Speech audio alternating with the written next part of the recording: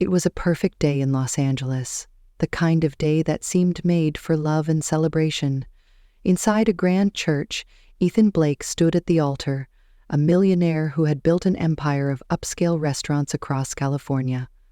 At 32, he was handsome with dark hair and a smile that could light up a room.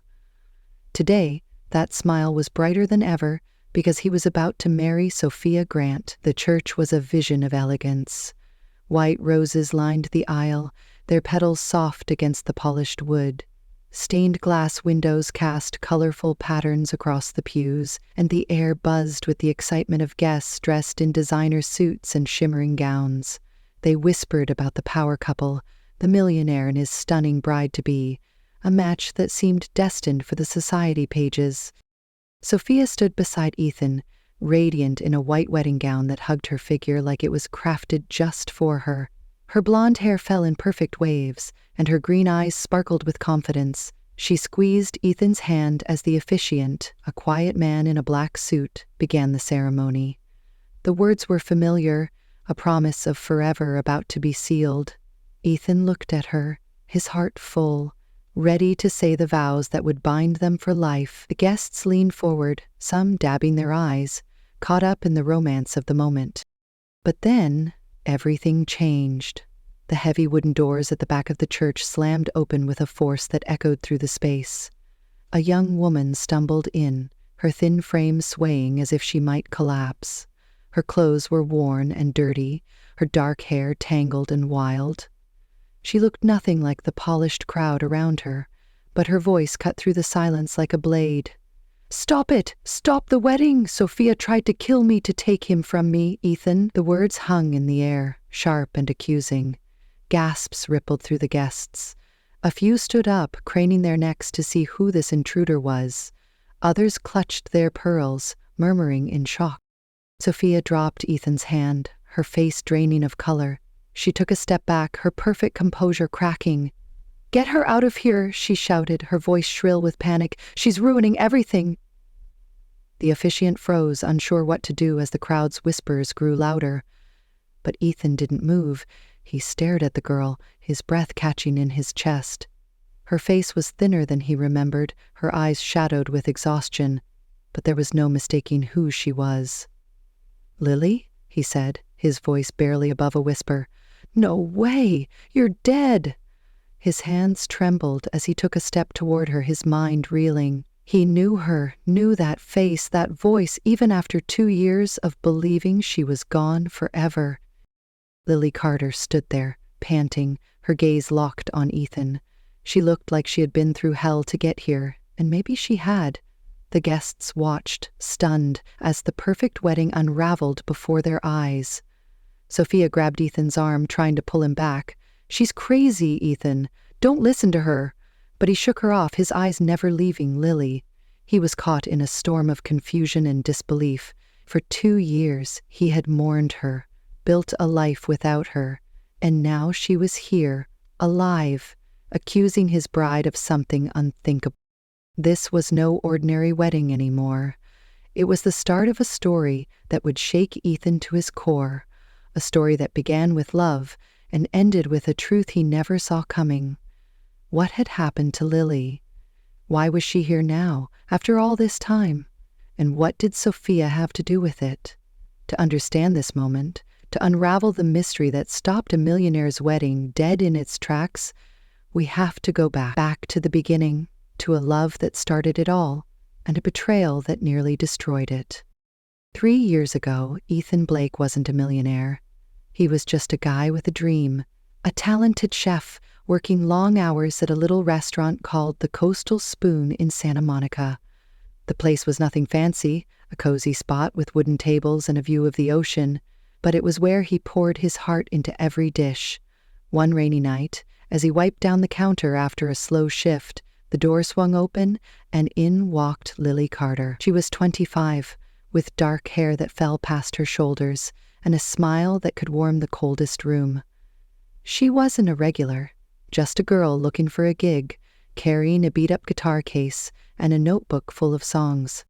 Ethan offered her a cup of coffee, on the house, and asked if she'd play something. She hesitated, then sat on a stool by the window and strummed a melody she called Chasing Stars.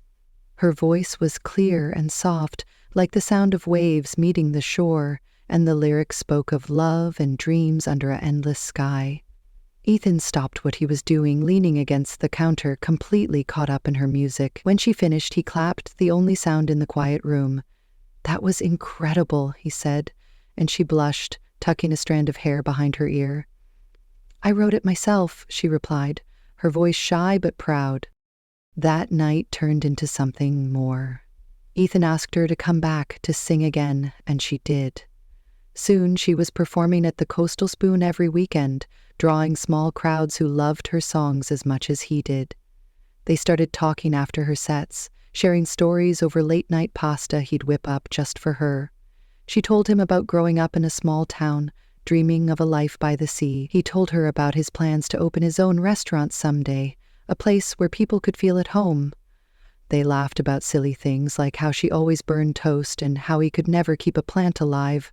It was easy, natural, the kind of connection that felt like it had always been there. Before long, they were inseparable.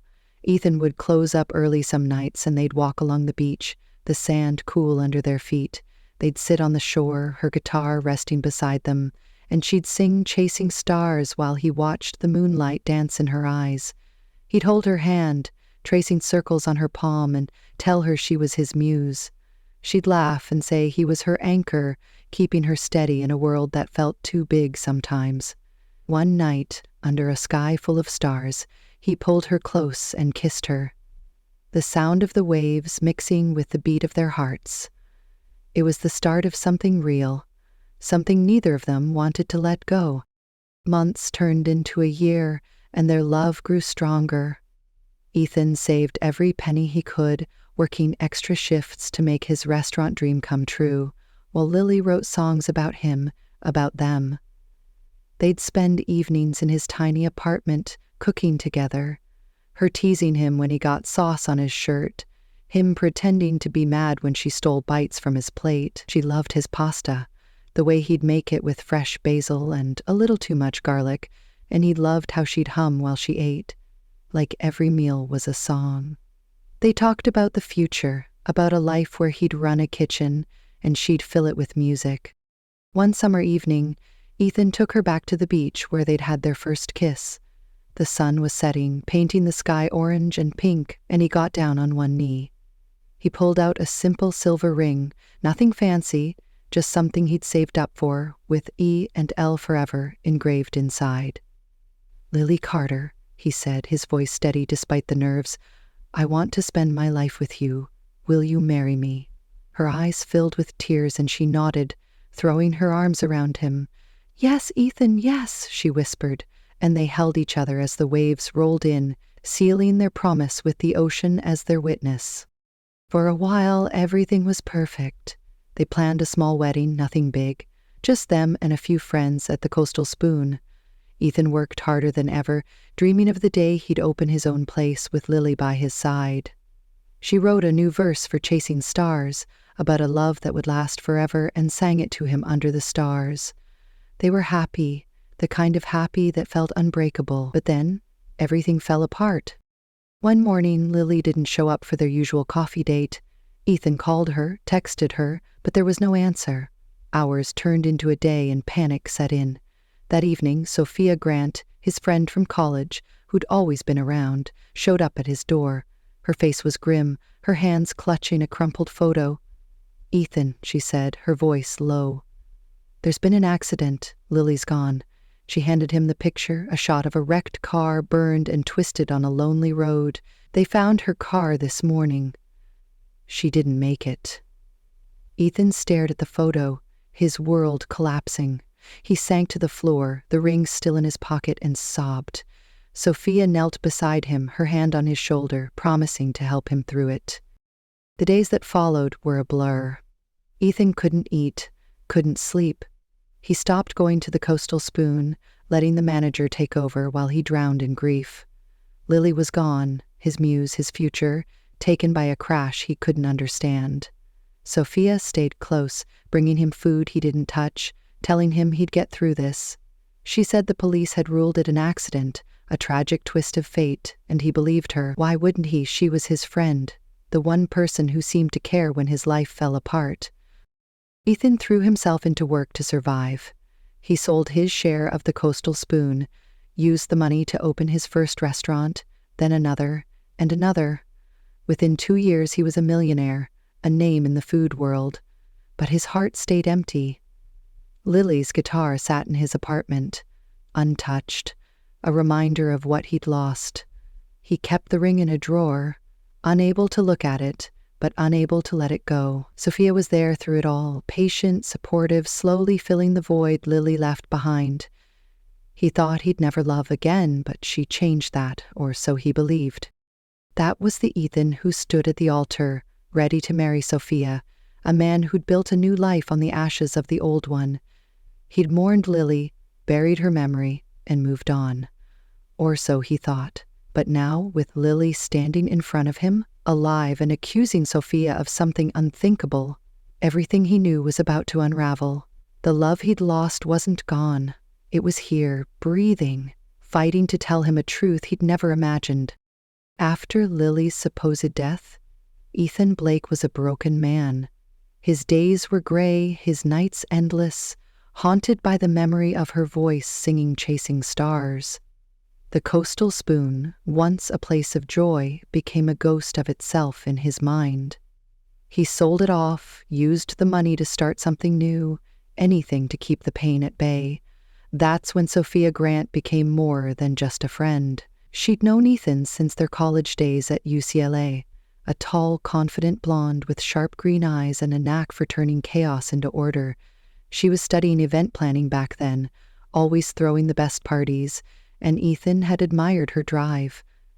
They'd stayed in touch over the years, a casual friendship that never went deeper, until tragedy brought them closer. Sophia showed up at Ethan's apartment the day after he got the news about Lily, her arms full of takeout he wouldn't eat. She sat with him on the couch, listening as he talked about Lily, about the ring, about the wedding that would never happen. "You don't have to go through this alone," she said, her voice soft but firm. "I'm here, Ethan, whatever you need." He didn't say much, just nodded, too lost in grief to argue. She kept coming back, day after day, bringing coffee, forcing him to shower, pushing him to get out of bed. She was patient, a steady presence in a world that had stopped making sense. Weeks turned into months, and Sophia's visits became a routine. She'd show up with ideas, sketches for a new restaurant, telling him he couldn't let his talent go to waste. "Lily would want you to keep going," she'd say, and though it hurt to hear her name, Ethan couldn't deny the truth in it. Sophia had a way of making things happen. She found investors, scouted locations, planned the opening of his first upscale restaurant, a sleek place in downtown LA called Ethan threw himself into the kitchen, cooking dishes that reminded him of Lily but carried a new edge, a sharpness born from loss. Ember was a hit, and soon he had a second restaurant, then a third. Within 2 years he was a millionaire, a name on every food critic's lips, and Sophia was by his side for all of it. She wasn't just a friend anymore. Somewhere along the way, Ethan started to see her differently. It happened slowly, in quiet moments. The way she'd laugh at his terrible jokes, the way she'd rest her hand on his arm when he talked about the past. She was beautiful, no one could deny that, with her golden hair and a smile that turned heads, but it was more than that. She was strong, the kind of strength he needed when he couldn't find his own. One night, after a long day at Ember, they sat on the rooftop patio, the city lights stretching out below them.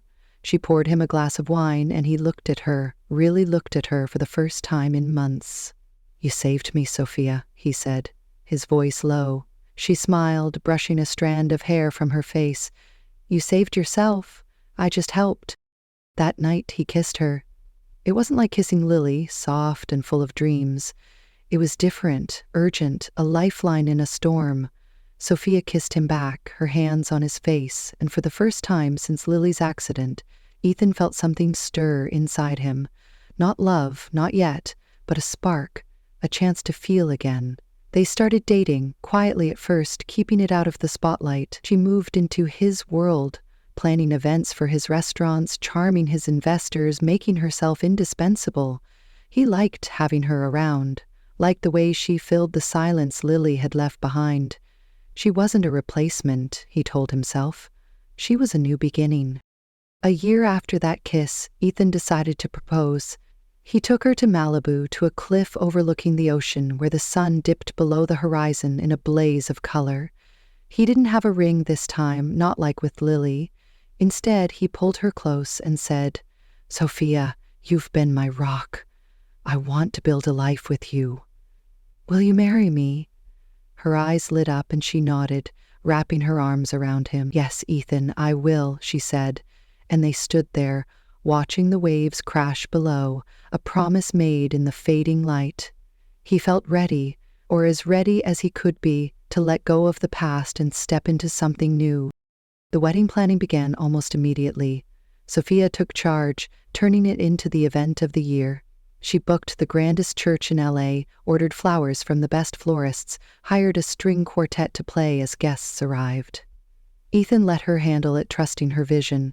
He was busy with his restaurants, but he'd catch her sketching table settings or tasting cakes, and he'd smile. She seemed happy, glowing in a way he hadn't seen before. He started to believe he could be happy too, that maybe this was what moving on felt like. He bought her a necklace, a delicate chain with a sapphire that matched her eyes, and gave it to her one night at Ember. "For my bride," he said, and she kissed him, whispering, "I can't wait to be yours." But there were moments, small cracks in the perfect picture. Sometimes, when he mentioned Lily, Sophia's smile would tighten, just for a second, before she changed the subject. He'd catch her staring out the window, lost in thought, her fingers tapping nervously on the table. He brushed it off as wedding stress, nothing more. Everyone gets jittery before the big day, right? Still, something lingered in the back of his mind, a whisper he couldn't quite shake. The night before the wedding, Ethan couldn't sleep. He sat in his apartment, the city humming outside, and checked his phone one last time. A message popped up from an unknown number. "Lily isn't dead. Be careful with Sophia." His stomach dropped. He read it again, the words blurring on the screen. He called the number back, but it went straight to voicemail, a generic recording that gave nothing away. He paced the room, his mind racing. Was this a prank? Someone jealous of his success, of his new life? He texted Sophie about it and she replied quickly, "Probably just some idiot trying to mess with us. Don't worry, babe. Tomorrow's our day." Her words calmed him, or at least they tried to. He lay back down, staring at the ceiling, willing himself to believe her. But that message stuck with him, a splinter under his skin. He didn't know who sent it, couldn't guess why they'd say something so cruel. Lily was dead. He'd seen the proof, mourned her, built a life without her. Sophia had been there, holding his hand through it all. She wouldn't lie to him, not about something like that. He pushed the thought away, focusing on the wedding, on the future he was about to step into. He told himself it was nothing, just nerves playing tricks on him. Tomorrow he'd marry Sophia, and the past would stay where it belonged, buried and gone. Or so he thought. That night, as he drifted into an uneasy sleep, he dreamed of Lily. She was singing Chasing Stars, her voice faint but clear, calling him from somewhere far away. He woke up with her name on his lips, his heart pounding, and a feeling he couldn't name. It was a feeling that would make sense only hours later, when Lily walked through those church doors and turned his world upside down. Back in the grand Los Angeles church, time seemed to stop. The air was thick with tension, the white roses along the aisle trembling as if they felt the shockwave of Lily Carter's words. She stood there, a fragile figure in her tattered clothes, her dark hair falling across her face, but her voice carried a strength that silenced the crowd. "Sophia cut the brakes on my car because she was jealous of our love," she said, her eyes locked on Ethan Blake. "She wanted your money, Ethan, and she staged my death to get it." The guests gasped, hands flying to mouths, whispers erupting like wildfire. Sophia Grant, still in her pristine wedding gown, stumbled back, her green eyes wide with panic. "She's lying," she shouted, her voice cracking. "Ethan, don't listen to her." Ethan stood frozen at the altar, his heart pounding so loud he could barely hear the chaos around him. Lily's face, thinner and worn, was unmistakable. Her voice, that same voice that had sung to him under the stars, cut through the fog of disbelief. "Lily," he whispered, his breath shaky. "Is it really you?" Then, as if pulled by an invisible force, he ran to her, closing the distance in seconds. He grabbed her shoulders, his hands trembling, and pulled her into a tight embrace. "I thought you were gone," he said, his voice breaking as tears streamed down his face. "I thought I'd lost you forever." Lily clung to him, her own eyes wet, her body shaking from exhaustion and emotion. "I'm here, Ethan," she murmured. "I fought to get back to you." The church erupted. Guests stood, some shouting questions, others pulling out phones to record the drama unfolding before them. Sophia lunged forward, her hands balled into fists. "This is insane! She's a fraud!" she screamed, trying to push between Ethan and Lily. But Ethan held Lily close, his arms a shield, and turned to Sophia with a look she'd never seen before, cold and searching. "Tell me she's wrong," he said, his voice low and hard. "Tell me this isn't true." Sophia opened her mouth, but no words came out. Her silence was louder than any denial. Lily pulled back just enough to look into Ethan's eyes. "2 years ago," she began, her voice steady despite the tears, "I was driving home from singing at the Coastal Spoon. Sophia knew I'd be on that road. She'd been watching us, Ethan, jealous of what we had. She cut the brakes on my car. I crashed into a ditch and the car caught fire. Everyone thought I was dead, but I got out, barely. A farmer found me, pulled me from the wreckage. I was hurt, lost, didn't even know who I was for months. But I remembered you. I remembered us." She reached up, touching his face. "And then I heard Chasing Stars on the radio. It brought everything back. I knew I had to find you, to stop her from taking you too." Ethan listened, his grip tightening on her arms as her words sank in. He turned to Sophia, his face a mix of rage and betrayal. "You told me she was dead," he said, his voice rising. "You showed me that photo, made me believe it." Sophia shook her head, stepping back. "I didn't. It was an accident, Ethan, I swear. She's making this up." But her words sounded hollow, and the crowd wasn't buying it. A murmur of disbelief rippled through the pews, eyes narrowing at the bride, who'd been so perfect moments ago. Before Sophia could say more, the church doors opened again. A man stepped in, older, weathered, wearing a flannel shirt and work boots. He carried a small metal box, his steps slow but deliberate. "Name's Tom Harris," he said, his voice rough but clear. "I'm the one who found her." He nodded at Lily, holding up the box. "Pulled her from that burning car 2 years back, out in the woods near Palmdale. She was half dead, didn't know her own name. Took her in, patched her up. She kept humming that song, Chasing Stars, even when she couldn't talk right. Took me months to figure out who she was, till she started remembering bits and pieces." He opened the box, pulling out a jagged piece of metal. "This is from her car. Brake lines cut clean through. Ain't no accident." The crowd gasped again, louder this time. Tom handed the metal to Ethan, who stared at it, his fingers tracing the sharp edge. "Found it when I went back to the wreck," Tom continued. "Kept it, figured it might mean something someday. When she saw your wedding on the news, she begged me to drive her here, said she had to stop it, had to tell you the truth." Ethan looked from the metal to Lily, then to Sophia, his jaw tight. "Is this real?" he asked, holding the piece up. "Did you do this?" Sophia's face crumpled. She sank to her knees, her gown pooling around her like a fallen dream. "I didn't mean for it to go this far," she sobbed, her hands covering her face. "I loved you, Ethan. I saw you with her, so happy, and I couldn't stand it. I just wanted her gone, just for a little while so I could have a chance. I cut the brakes, yes, but I didn't think she'd die. When they said she was dead, I thought it was over. I thought I could make you love me." Her voice broke, and she looked up at him, pleading. "I did it for us." Ethan staggered back, the weight of her confession hitting him like a punch. "For us?" he said, his voice raw. You tried to kill her, Sophia. You lied to me, made me grieve her, made me think I'd lost everything. He turned away, unable to look at her, and pulled Lily closer. You took 2 years from us. 2 years I could have had with her. Lily rested her head against his chest, her breathing uneven. I'm here now, she whispered. That's what matters.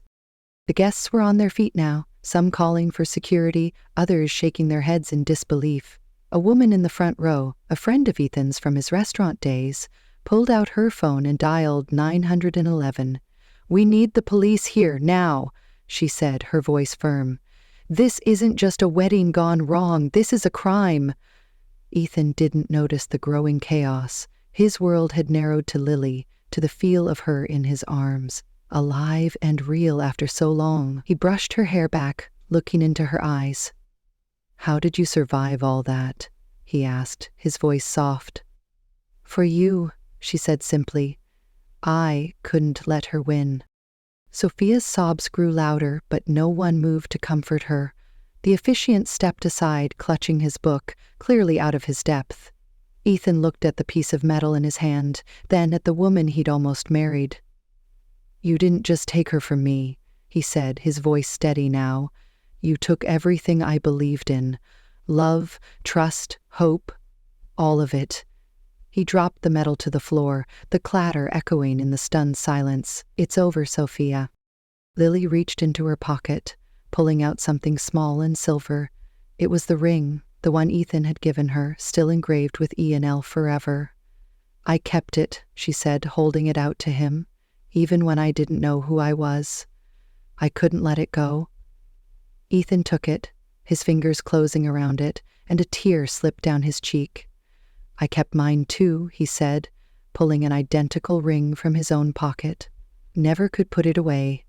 They stood there, holding each other, the rings a silent promise that nothing could break them apart again. The truth was out, raw and ugly, laid bare for everyone to see. Sophia's jealousy had nearly destroyed them, but Lily's strength had brought her back. Ethan knew what he had to do next. He wouldn't let this moment define them. He'd take it back, make it theirs again. The wedding wasn't over yet, not the way Sophia had planned. It was just beginning, and this time, it would be right. The grand church in Los Angeles was no longer a place of celebration. The air was heavy, charged with the aftermath of Lily Carter's revelation and Sophia Grant's confession. Ethan Blake stood in the center of it all, his arms still around Lily, her fragile frame pressed against him, as if she might vanish again. The white roses along the aisle seemed to droop, the stained glass windows casting muted shadows over the stunned guests. Sophia knelt on the floor, her wedding gown crumpled around her, sobbing into her hands. Her words echoed in Ethan's mind. I did it for us, but there was no us anymore, not with her. That dream had shattered the moment Lily walked through those doors. Ethan pulled back just enough to look at Lily, his hands cupping her face. Her eyes, those same brown eyes he'd fallen for 3 years ago, were tired but alive, shining with a determination he'd always loved. You're really here, he said, his voice thick with emotion. I can't believe it. She nodded, a small smile breaking through her tears. I had to come back, Ethan. I couldn't let her take you from me, not after everything. He brushed his thumb across her cheek, wiping away a tear, and pulled her into another hug, tighter this time, like he was anchoring himself to her reality. The guests watched in silence, some still on their feet, others clutching their phones, recording the scene as it unfolded. Sophia's cries grew sharper, more desperate, and she staggered to her feet, her blonde hair falling loose from its perfect updo. Ethan, please, she said, reaching for him. I love you. I know I messed up, but I did it because I couldn't lose you. She was in the way, don't you see? Her voice cracked, and she stumbled forward, her hands grasping at the air. Ethan turned, stepping between her and Lily, his face hard. In the way, he repeated, his tone icy. You tried to kill her, Sophia. You made me think she was dead, made me grieve her for 2 years. That's not love. That's obsession. Sophia flinched, her hands dropping to her sides. I didn't mean for it to go that far, she said, her voice trembling. I just wanted her gone for a little while, just enough time to make you see me. When they said she died in the crash, I thought it was fate, a chance for us. I didn't know she'd survive. She looked at him, pleading, her green eyes wet with tears. I built this life with you, Ethan. The restaurants, the success, all of it. Doesn't that mean anything? Ethan shook his head, his jaw tight. It means nothing if it's built on lies, he said. You didn't build this with me. You used me. You used her. Lily stepped forward, her hands slipping into Ethan's. I don't hate you, Sophia, she said, her voice quiet but firm. I should, but I don't. I just want him back. That's all I've ever wanted. Sophia glared at her, her tears turning to anger. You don't deserve him, she spat. You're nothing, just a singer with a cheap guitar. I gave him everything. Ethan squeezed Lily's hand, his eyes never leaving Sophia. You're wrong, he said. She gave me everything that mattered. Love, trust, a reason to live. You took that away, but you couldn't keep it. The sound of sirens cut through the tension, growing louder as they approached the church. The woman in the front row who'd called 911 stood up, her phone still in hand. They're here, she said, nodding toward the doors. Moments later, 2 police officers stepped inside, their boots heavy on the wooden floor. The taller one, a man with a stern face, scanned the room. We got a call about an assault accusation, he said, his voice calm but authoritative. Who's in charge here? The officiant pointed weakly at Ethan, who stepped forward, still holding Lily's hand. It's her, he said, nodding at Sophia. She confessed to tampering with a car, trying to kill my fiancé 2 years ago. The officers moved towards Sophia, who backed away, shaking her head. No, wait, you don't understand, she cried. I love him. I didn't mean to hurt anyone. But the second officer, a woman with short brown hair, pulled out handcuffs. Ma'am, you need to come with us, she said. We'll sort this out at the station. Sophia lunged for Ethan one last time, but the officers caught her arms, pulling her back. Ethan, you'll regret this, she screamed as they dragged her toward the doors. You'll see. Her voice faded as they led her outside, the sirens blaring again as the patrol car pulled away. The church fell silent, the weight of what had just happened settling over everyone. Ethan turned to Lily, his hands on her shoulders. I'm so sorry, he said, his voice breaking. I should have known, should have looked for you. She shook her head, reaching up to touch his face. You couldn't have known, she said. She fooled us both. But I'm here now, Ethan. That's what counts. He pulled the silver ring from his pocket, the one engraved with E and L forever, and held it out to her. I kept this, he said. Every day I carried it, even when I thought you were gone. Lily smiled, pulling her own matching ring from her pocket. Me too, she said. It's the one thing I never let go of. The guests, still reeling, began to murmur again, but this time it was different, softer, touched by what they were seeing. Ethan looked out at them, then back at Lily. I was supposed to get married today, he said, his voice steady now, and I still want to. Not the way it was planned, not with all this. He gestured at the lavish decorations, the roses, the crowd, but with you. The way it was always meant to be. Lily's eyes widened, then softened. Ethan, she whispered, are you sure? He nodded, taking her hands. I've never been more sure of anything. He turned to the officiant, who'd been standing quietly by the altar, clutching his book like a lifeline. Can you do it? Ethan asked. Right now, just us? The man blinked, then nodded, stepping forward. Of course, he said, clearing his throat. If that's what you want. Ethan looked at Lily, and she nodded, her smile growing. The guests settled back into the pews, some wiping tears, others smiling as they realized what was happening. This wasn't the wedding they'd come for, but it was one they'd never forget. The officiant began again, his voice simpler this time, stripped of the pomp. We're here to join this man and this woman in marriage, he said. If anyone objects, well, I think we've had enough of that. A few guests chuckled, breaking the tension. Ethan faced Lily, taking both her hands. Lily Carter, he said, I lost you once, and I'll never let that happen again. I promise to love you, to stand by you through everything. You're my heart, my home, forever." He slipped the ring onto her finger, the silver catching the light. Lily's voice trembled as she spoke. "Ethan Blake, you're my everything. I fought to come back to you, and I'll fight every day to keep us. I promise to love you, to sing for you, forever." She slid her ring onto his finger, her hand steady despite the tears. The officiant smiled. "By the power vested in me, I pronounce you husband and wife. You may kiss." Ethan pulled Lily close, kissing her with all the love he'd held back for 2 years. The guests erupted in applause, clapping and cheering as petals fell from someone's bouquet, showering the couple. They pulled apart, foreheads touching, laughing through their tears. The church, once a stage for betrayal, became a place of triumph. Sophia was gone, her lies exposed, her fate in the hands of the law. Ethan and Lily had taken back what was theirs, a love that had survived fire and deception.